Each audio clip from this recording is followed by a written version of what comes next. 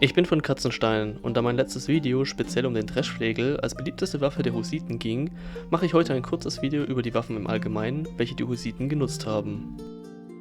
Bei diesem Video handelt es sich lediglich um eine Aufzählung und kurze Erklärung. Aufgrund der Menge werde ich hier nicht bei jeder einzelnen Waffe in die Tiefe gehen. Bleibt aber gerne bis zum Ende des Videos dran, da habe ich noch eine ganz spezielle Waffe, die die Hussiten genutzt haben.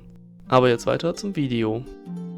Wie ich im bereits schon angesprochenen Video erwähnt habe, nutzten die Hussiten die Strategie der Wagenbogen, um gegenüber ihrem Feind in der Schlacht überlegen zu sein.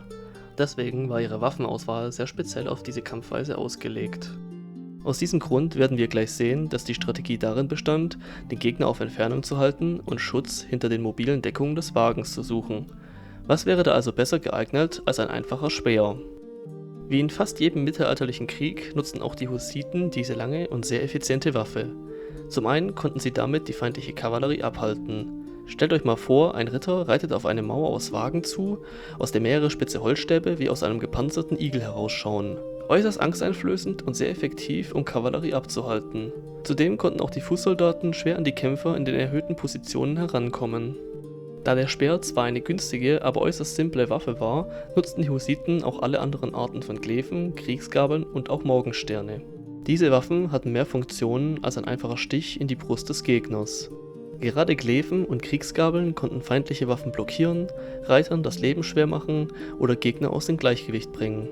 Der Morgenstern hingegen war eine sehr wuchtige und äußerst effektive Waffe gegen gerüstete Feinde. Zudem drangen die langen Spitzen manchmal in die Schwachstellen zwischen den einzelnen Rüstplatten ein und verursachten dort äußerst schwere Verletzungen. Bleibt als lange Stangenwaffe eigentlich nur noch der Dreschflegel. Wie ich bereits in meinem anderen Video erwähnt habe, konnte dieser perfekt genutzt werden, um über die eigene Deckung zu schlagen, ohne dass man sich selbst gefährdete. Eine äußerst effektive Waffe für die Strategie der Hussiten, die diese Waffe im Einsatz zur Perfektion gebracht haben. Abgesehen von den Stangenwaffen nutzten die Hussiten in ihrer defensiven Kampfweise natürlich auch Fernkampf. Hier kam besonders die Armbrust zum Einsatz. Diese konnte man hinter den mobilen Wägen perfekt spannen und dann von der erhöhten Position auf den Feind schießen. Auch wurden zwischen die Lücken der Wägen große Pavesen aufgestellt, die als Deckung gedient haben. Man kann aber auch davon ausgehen, dass nicht ausschließlich Armbrüste, sondern auch Bögen gebraucht wurden. Des Weiteren war die Nutzung von Schießpulver eine beliebte Neuheit im europäischen Mittelalter und auch die Hussiten erfreuten sich an dieser Wirkung. Hierzu setzten sie einfache Handrohre ein, die ebenfalls wie eine Armbrust hinter der Deckung geladen und auf dem Wagen abgefeuert wurde. Da es sich zu dieser Zeit eher um eine teure Waffe handelte und auch der Verbrauch des Schießpulvers eine Rolle gespielt haben muss, sollte das Handrohr bei den Hussiten eher seltener vorgekommen sein. Zu den Zweitwaffen im engen Nahkampf kann man davon ausgehen, dass die Hussiten damals übliche Schwerter, Äxte oder Kurzwehren trugen, falls sie überhaupt eine sekundäre Waffe bei sich hatten. Zum Schluss spreche ich noch über eine ganz spezielle Waffe, den Streitkolben. Man kann davon ausgehen, dass dieser bei den normalen Hussiten keine Rolle spielte.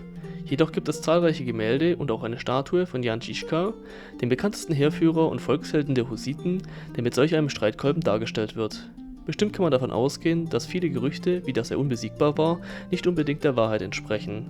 Allerdings wird Jan Žižka auch meistens auf einem Pferd dargestellt. Durchaus möglich als Anführer eines ganzen Aufstands und als Reiter ist ein Streitkolben tatsächlich eine sinnvolle Waffe in der Schlacht. Egal ob das stimmt oder nicht, der Streitkolben ist bis heute das Markensymbol von Jan Žižka. Das war's jetzt mit dieser kurzen Übersicht, welche Waffen die Hussiten getragen haben. Ich hoffe, es hat euch gefallen und ihr konntet was mitnehmen. Ihr könnt mir mal in die Kommentare schreiben, ob ich noch irgendeine Waffe vergessen habe oder was ihr für sinnvoll gehalten hättet, was die Hussiten noch tragen könnten. Ich würde mich über eure Antwort freuen.